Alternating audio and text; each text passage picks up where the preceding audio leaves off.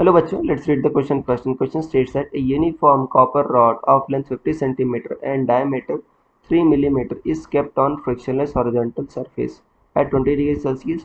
The coefficient of linear expansion of copper is 10 to the power minus 5 per Kelvin and Young modulus is 1.2 to the power 11 Newton per meter square. The copper rod is heated to 100 degrees Celsius. Then tension developed in copper rod is. First option is 12 into 10 to the power 3 Newton. Second option is 36 into 10 power 3 Newton. Third option is 18 into 10 power 3 Newton. Fourth option is 0.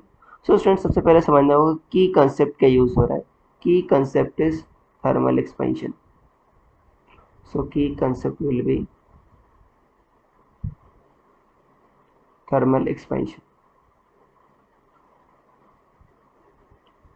अब कह रहा है हमारी जो rod है वो क्या रखी है, फ्रिक्शनलेस सरफेस पर रखी है.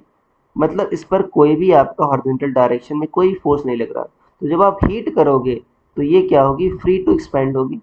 अगर ये फ्री टू एक्सपेंड है तो क्या इसमें कोई टेंशन आएगा, क्या कोई स्ट्रेस आएगा? नहीं.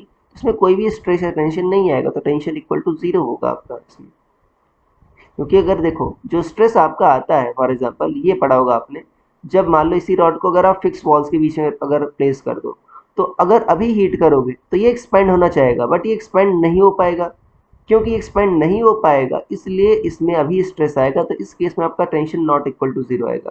बट इस केस में ये फ्री टू एक्सपेंड है तो इस केस में आपका टेंशन जीरो होगा. So our option number fourth will be correct. So I hope you understood it well. Best of luck.